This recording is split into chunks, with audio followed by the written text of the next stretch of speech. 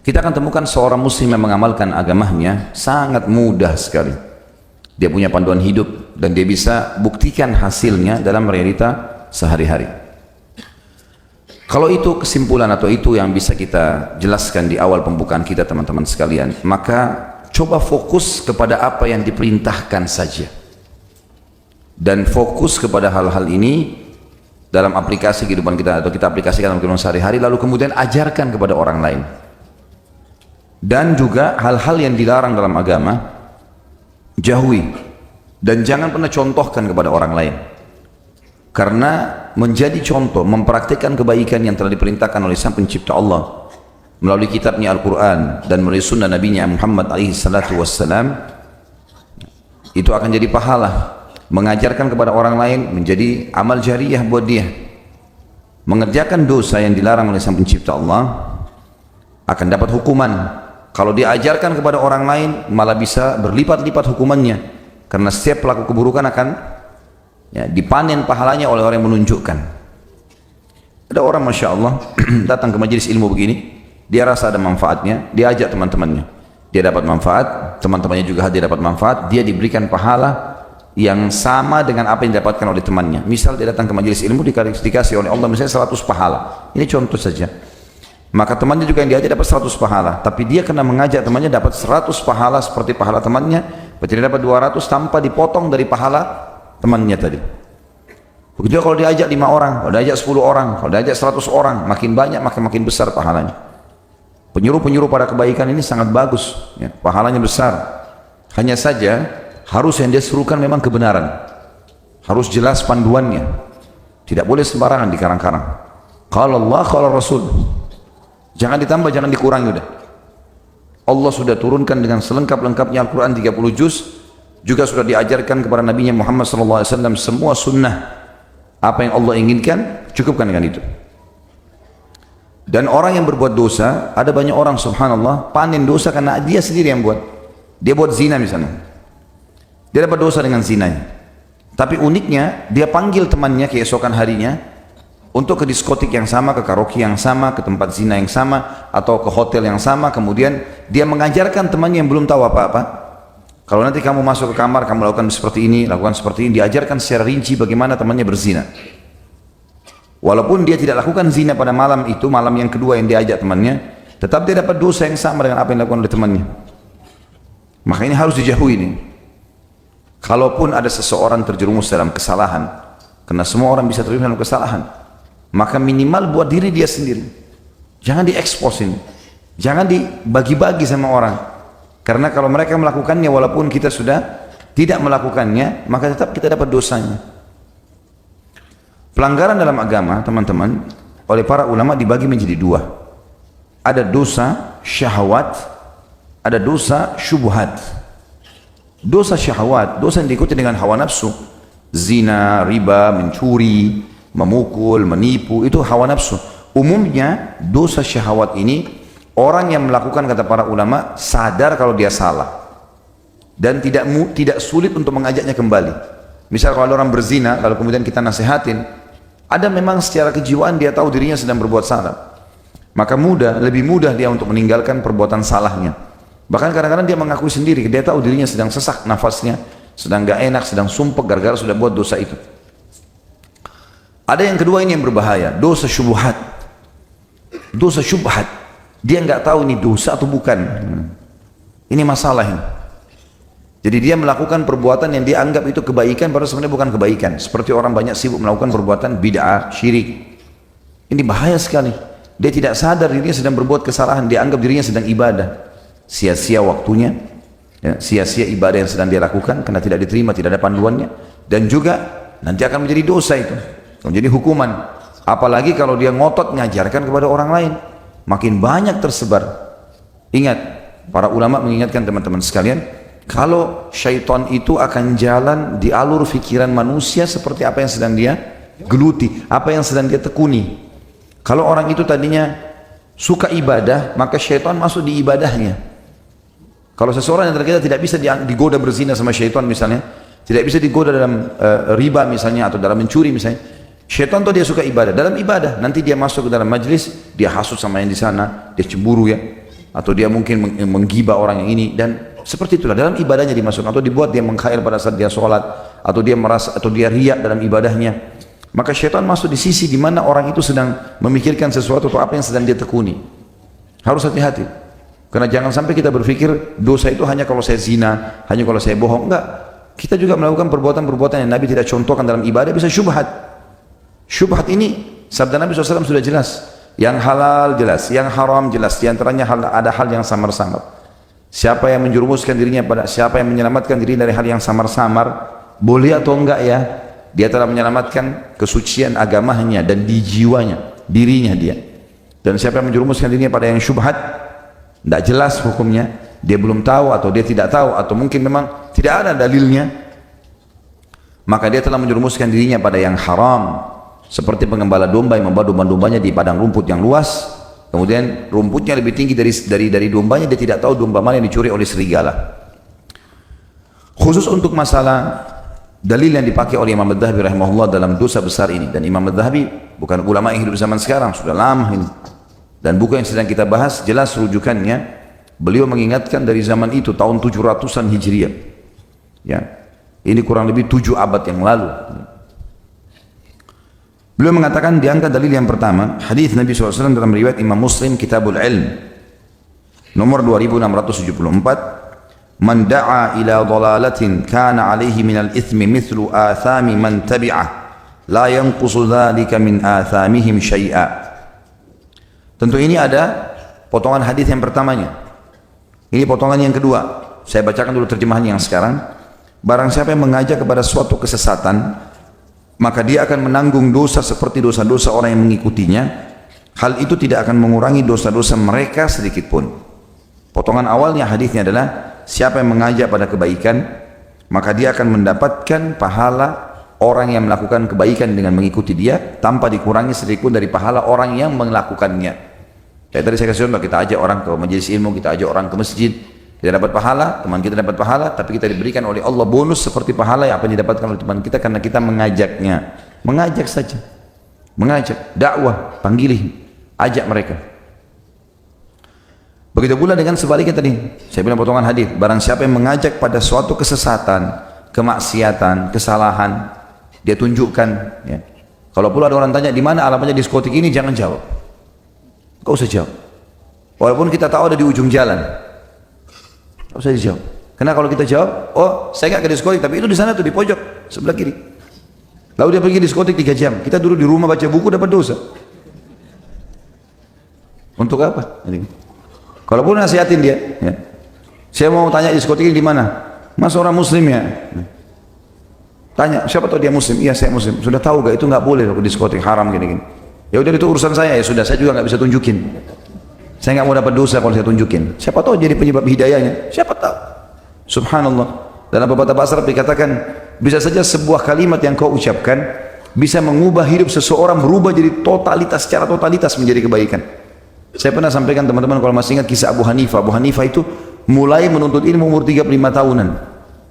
Bukan dari anak-anak seperti Imam Syafi'i, Imam Ahmad dari kecil sudah hafal Quran, umur 6 tahun, 7 tahun sudah hafal Quran. Ini enggak, Imam Abu Hanifah 35 tahun, itu pun masih belum tahu sholat waktu itu, sholatnya masih terbengkalai, maksudnya masih kurang sempurna. Terbukti beliau menceritakan sebabnya beliau menuntut ilmu sampai akhirnya hafal Quran jadi ulama besar, gara-gara masuk di masjid di Irak, dia sholat salah, sholat jadi tegur sama salah satu jamaah, ini sholatmu salah, yang benar itu begini. Gara-gara itu Abu Hanifah mengatakan, saya malu, masa saya sholat saya nggak tahu umur 35 tahun. Akhirnya beliau mulai belajar gitu, mulai belajar sampai akhirnya hafal Quran. Abu Hanifah sampai menghafal kurang lebih 800.000 hadis. Makanya beliau termasuk imam mazhab, karena Imam Ahmad mengatakan syarat menjadi imam mazhab harus minimal menghafal 500.000 hadis dengan sanadnya. Fulan baru hadisnya. Jadi dihafal semua. Abu Hanifah bisa hafal begitu. Apa kata para ulama? Orang yang mengingatkan Abu Hanifah di masjid tadi itu panen seluruh pahalanya Abu Hanifah. Karena gara-gara dia luruskan kesalahannya, Abu Hanifah jadi sadar, belajar, jadi ulama besar. Dari mana kita tahu teman-teman, orang yang salah sholatnya di sebelah kita jadi ulama besar nanti? Bisa jadi gara-gara teguran dia, atau gara-gara peringatan kita gitu ya. Atau mungkin kita kasih dia sebuah buku. Ada buku-buku kecil yang sering kita bagikan, ini banyak sekali. Buku doa, buku sholat. Tidak seberapa nilainya. harga gorengan ini. Dari datang ke masjid, bawa di tas antum 10 buku. Masjid, saya datang ke marbot, saya mau titip ya, taruh di pojok-pojok di masjid, mungkin ada rak, bisa dibaca oleh jamaah. Atau kita bagi-bagi pada saat habis sholat Jumat, atau lagi di angkutan umum, bisa kita bagi buku, gak usah jual, gitu kan. Pahala, target sehari 10 orang lah, 10 buku kita bagi. 10 hari 100 orang, 1 bulan 300 orang, 10% saja, ya. 30 orang dapat hidayah, 1% dia, 3 orang. 3 orang selama dia ibadah kita dapat pahalanya. Abu Hanifah itu sekarang teman-teman sekalian, madhabnya beliau dipakai hampir di seluruh Eropa dan Turki. Jumlahnya jutaan orang yang pakai madhabnya. Sampai jadi madhab pemerintahan Turki, madhab Abu Hanifah. Dan subhanallah, orang yang tunjukkan tadi itu panen pahalanya. Itu luar biasa, gitu kan? Abu Hanifah pernah berkata, cerita tentang bagaimana dia belajar dari tukang cukur yang pernah saya ceritakan waktu lagi musim haji. Dia lagi masuk ke tukang cukur, dia tanya, berapa harganya cukur ini? Kata tukang cukur, jangan tanya harga, ini ibadah. Gak usah tanya, bayar berapa kamu bayar. Baiklah. Pas dia duduk, Abu Hanifah bilang, saya duduk saya bukan arah kiblat. Dia bilang, adab kiblat lah. Kau lagi ibadah ini, masih pakai baju ihram. Dia bilang, saya hadapkan kiblat. Kemudian saya pas duduk menghadap kiblat, saya bilang silakan potong, saya kasih arah kiri kepala saya. Dia bilang kenapa arah kiri? Sunnah Rasulullah arah kanan. Padahal Abu Hanifah sudah ulama besar waktu itu. Dan ini yang tegur dia tukang cukur. Dia bilang saya belajar 5 ilmu fikih dari tukang cukur. Masalah tadi jangan negosiasi masalah cukur. Datang 10 rial, bayar aja 10 rial. Gak usah negosiasi, ibadah. Kemudian hadap kiblat pada saat dicukur. Ini mazhab Abu Hanifah ya. Kemudian cukur sebelah kiri, disuruh oleh tukang cukur bilang sebelah kanan, sunnah Rasul, sudah 3. Dia bilang sementara saya lagi dicukur, saya diam, nunggu. Tukang cukur bilang, kenapa kok diam? Ini ibadah, zikir, berdoa. Abu Hanifah benar juga. Kenapa saya bengong? Dia mendingan saya zikir. Dia bilang sambil saya berzikir. Udah selesai? Yang fikih yang kelima dia bilang, begitu saya sudah bayar, saya mau pergi, dia bilang, kamu mau kemana? Dia bilang, Abu Hanifah bilang, saya mau pulang. Sebentar, kamu baru selesai manasik. Berdoa, ini mustajab. Dia bilang, baiklah, saya berdoa. Dia bilang, saya lihat tukang cukur ini, enggak ada tanda-tanda, enggak ada ciri ulamanya. Orangnya kayak orang biasa, orang awam. Kata Abu Hanifah, saya tanya kamu atas nama Allah, dari siapa kau belajar tadi itu? Dia bilang, saya pernah mencukur Atha bin Abi Rabah, seorang tabi'in. Atha bin Abi Rabah teman-teman datang cukur ke tempatnya tukang cukur, nggak banyak ngomong, dia cuma datang, terus kemudian dia langsung, saya mau cukur, dia nggak negosiasi harga, kemudian dia duduk, dia hadap kiblat, pada saat lagi cukur, dia berikan isyarat tukang cukur mulai sisi kanan, kemudian dia sambil berzikir, setelah pas mau pergi dia berdoa. Kata tukang cukur apa? Saya pernah mencukur Atha bin Abi Rabah dan dia kerjakan itu, dan setiap kali orang datang cukur di tempat saya selalu nasihatin yang sama. Perilakunya bisa jadi amal jariah.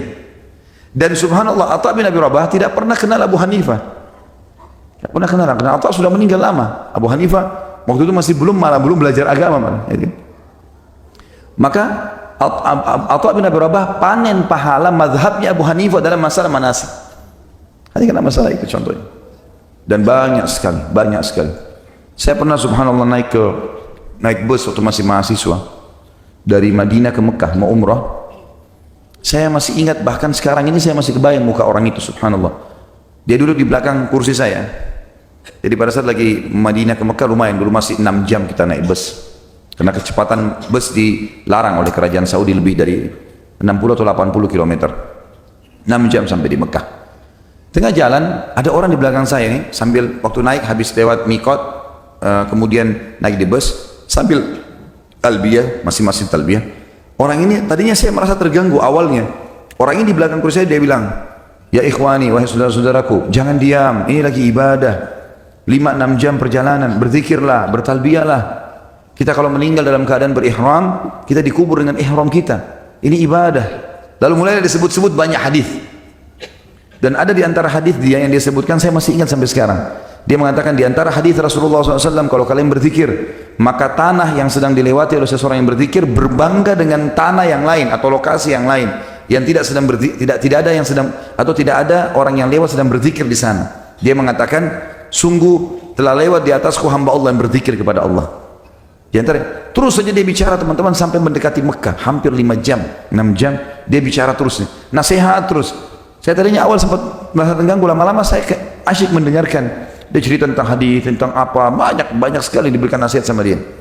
Lama-lama saya berpikir, iya ya, kenapa orang tidak mungkin ada orang yang merasa terganggu dengan keadaan orang-orang seperti ini, tapi ternyata dia memang tidak mau menyia-nyiakan waktunya, dia bisa memaksimalkan waktu. Dari mana dia tahu teman-teman sekalian kalau saya sekarang menyampaikan hadis yang saya dengar dari dia di majelis seperti ini yang ribuan orang hadir.